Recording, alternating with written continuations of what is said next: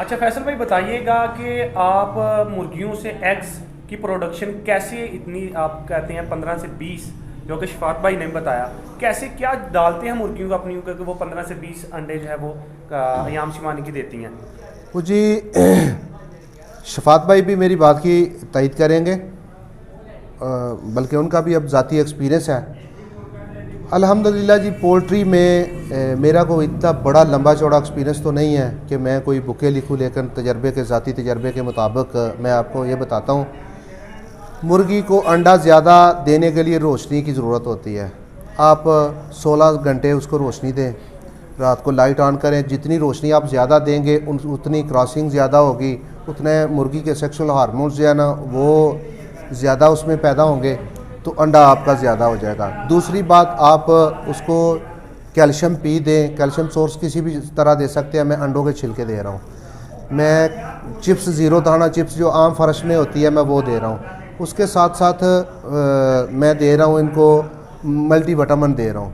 Multi, अब तो सर्दी है, मैं तो अंडा बॉयल करके भी दे रहा हूँ। सर्दी के मौसम में अंडा बॉयल करके डायरेक्ट भी देता हूँ, उसमें विटामिन भी होते हैं, प्रोटीन भी होती है बहुत ज़्यादा। दूसरी बात, आप मुर्गियों के घोंसले जो है ना नेक्स्ट अंडा देने के लिए वो अलग से बनाएं, वो अलग से रखेंगे। अगर आपके पूरे केज में, पूरे पिंजरे में मुर्गी घूम रही होगी, कहीं भी बैठी अंडा दे रही होगी, वो अंडा दे रही होगी ना, दूसरी मुर्गी या मुर्गा उसको डिस्टर्ब करेगा।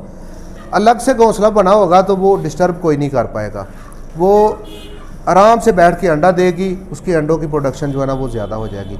तीसरी बात है, आप पकड़ दकड़ ना करें। ऐसे ही ना हो कि आप शेड में गए हुए हैं, उसको पकड़ रहे हैं, उसको पकड़ रहे हैं, कहाँ कहाँ हो रहा है, ऐसे नहीं होने दें। कोशिश करें कि उनको नॉर्मल ईजी ऐसा माहौल दें कि वो आपके साथ बिल्कुल ईजी रहें। बच्चों को कोशिश करें कि ना जाने दें बच्चे, क्योंकि उनको तंग करते हैं। बच्चे तंग करेंगे, मुर्गी बैठी हुई अंडा दे रही होगी, उसको उठा देंगे।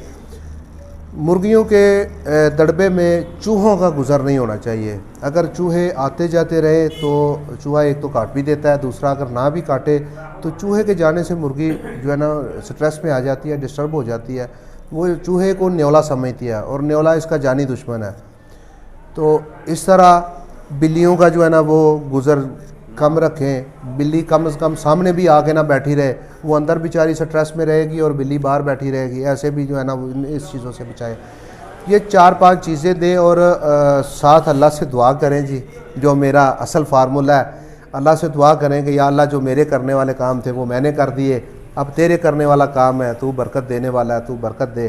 तो मेरा ख्याल है इंशाल्लाह अच्छी जो है ना प्रोडक्शन। बाकी आप शफात भाई से पूछ लें, इनका भी माशाल्लाह ये मुझसे भी ज़्यादा एगलिंग ले रहे हैं। जी सर। इसमें जो फैसल भाई ने एंड पे बात की है कि जो अल्लाह से दुआ करने वाली बात है, वो भी बात, वो सबसे पहली बात है। उसके बाद फैसल भाई ने ज़्यादातर बातें बता दी हैं।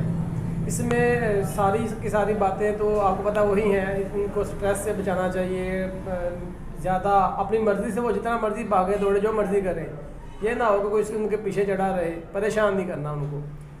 ऐसे हालात में रखना है जैसे में बर्ड्स खुश रहे। इसमें एक चीज़ जो है वो मेरी और फैसल भाई की जो डिफ़र कर रही है यहाँ पे, ये मल्टीविटामिन दे रहे हैं या कैल्शियम के लिए कोई चीज़ दे रहे हैं। मैं कैल्शियम के लिए सिर्फ एग्स का छिलका देता हूँ और उसके अलावा मैं अपने बर्ड्स को हल्दी और दही देता हूँ।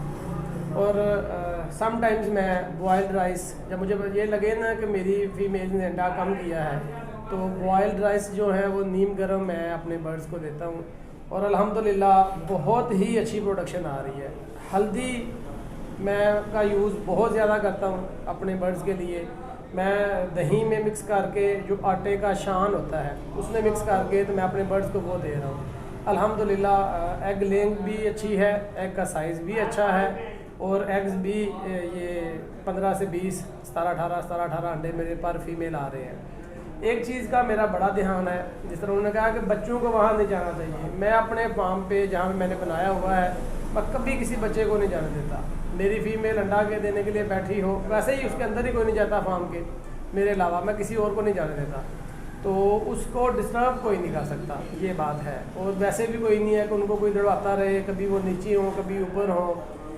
बिल्ली, कुत्ता या चूहा या किसी भी चीज़ का गुजर वहाँ पे नहीं होना चाहिए। तो बाकी अल्लाह ताला की ज़ात पे है, अपनी तरफ से बंदे को कोशिश करनी चाहिए। बाकी नफ़ा और नुकसान अल्लाह के हाथ में है। लेकिन मैं ये बात आपको बता दूंगा कि जितनी बातें फैसल भाई ने की हैं या मैंने की हैं, अल्हम्दुलिल्लाह सारी बातें 100% इस फार्मिंग के हवाले से, ज़ाती एक्सपीरियंस के हवाले से बिल्कुल ठीक है। शफात भाई ने ना एक बात की है कि मैं बॉयल चावल देता हूँ। ये इतना बेहतरीन फार्मूला है कच्चे अंडे के इलाज का, आप सोच भी नहीं सकते। अगर आपकी मुर्गी अंडा कच्चा दे रही है, आप उसको बॉयल एग दें, समझ लें उसका अंडा ठीक हो जाएगा। और सॉरी, बॉयल एग मैंने कह दिया, बॉयल चावल।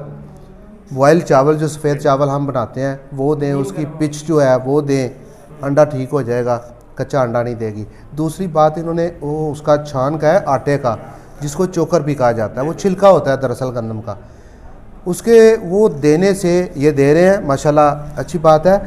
मैं चोकर दे रहा हूँ, उसके देने से आपके अंडे का साइज़ जो है ना वो बेहतर हो जाए। अगर किसी की मुर्गियाँ छोटा अंडा दे रही हैं तो वो चोकर उनको डाले, चोकर के साथ साथ अगर जौ का दलिया मिल जाए तो ये दोनों चीज़ें दे, इंशाल्लाह एग साइज़ ठीक हो जाएगा।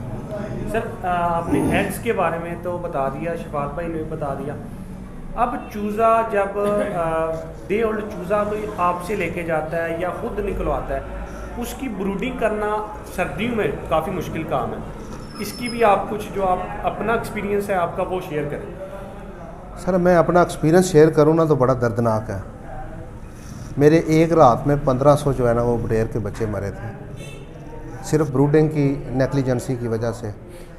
अल्लाह की तरफ से जो मंजूर होता है, हम हीट ही नहीं थी उसको दे सके थे, सर्दी के साथ ही मर गए, वो सर्दी लग गई, टेम्परेचर कंट्रोल ही नहीं हो सका। सर ये अंडा 37.7 टेम्परेचर से निकला होता है जब बच्चा हैच होता है, इसको 35 टेम्परेचर सेंटीग्रेड चाहिए होता है। अगर आप वो दे सकते हैं तो बेहतर है, अगर ना दे सकें तो बच्चा नहीं बचेगा, सर्दी लग जाएगी, बुखार हो जाएगा। दूसरे हफ्ते में 33 चाहिए, तीसरे हफ्ते में 31 चाहिए। अब ये टेम्परेचर मेंटेन कैसे करना है? हमारे एक डस्का के जिशान भाई हैं, उन्होंने एक नकली माँ ईजाद की है, वो बल्ब के नीचे लगाते हैं। मैं तो सबको रिकमेंड करूंगा जी, जिशान भाई से वो जो नकली माँ है ना वो ले ले, समझ ले वो नकली मुर्गी उन्होंने तैयार कर ली है। ये फार्मिंग की दुनिया, ब्रूडिंग की दुनिया में छोटे लेवल पे अगर कोई करना चाहता है तो मेरा ख्याल है जिशान भाई की तैयार करदा नकली माँ से बेहतर कोई नहीं है। उन्होंने ऐसे लाइटिंग की हुई है कि अगर जिस बच्चे को सर्दी लगती है वो उसके नीचे आ जाता है, जिसको गर्मी लगती है वो उसके नीचे से बाहर चला जाता है। वो तो उन्होंने एक बड़ा माशाल्लाह टेक्निकल तरीके से किया हुआ है। उससे हट के मैं सादा तरीके से आपको बताने लगा हूँ। आप एक केज लें, आप एक टप लें, आप एक कॉटन ले लें, उसमें एक बल्ब लटका लें 60 वाट का। ये नहीं, मेरे से एक मैं जी बड़े मज़े की बात बताता हूँ, मुझसे एक लेके गए, उनको मैंने बताया कि इसके ऊपर आपने बल्ब लगाना है जी हीट सोर्स के लिए। उन्होंने जाके वो एनर्जी सेवर लगा दिया छोटा सा। उन्होंने कहा जी बल्ब तो सिर ते लाया, चूचे कट्ठे होंगे ने। ऐसे नहीं करना, आपने पीले रंग का जो पुराना बल्ब था आपने वो लेना है, वो लगाना है, टेम्परेचर उसको देना है। सबसे पहले तो आप एक डिवाइस कंट्रोलर मिलती है, ऑटो टेम्परेचर कंट्रोलर, वो लगाएं। वो नहीं मिलती तो आप एक कोने में ऊपर उनके बल्ब लटका लें, तकरीबन एक बलिस्ते एक हाथ उनके ऊपर लगा लें। 1 फुट नहीं करना चाहिए, थोड़ा सा नीचा। जिस चूज़े को सर्दी लगेगी वो नीचे आ जाएगा, जिसको गर्मी लगेगी वो साइड पे चला जाएगा। आप उनका टेम्परेचर मेंटेन रखें, चूज़े भागे दौड़ेंगे, उनको दें खाने के लिए। आज सर्दी हैं, अंडा दें, बहुत अच्छी चीज़ है, उनकी ग्रोथ अच्छी तरह तेज़ी से होगी। ग्राई वाटर अपने बच्चों को देते हैं, अपने बच्चों को दें। मैं जी कर रहा हूँ smart farming at home, smart तरीके से घर में फार्मिंग।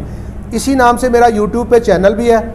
आप अगर मेरा यूट्यूब चैनल सब्सक्राइब करते हैं तो ये मेरे सारे तरीके वहाँ आपको मिल जाएंगे।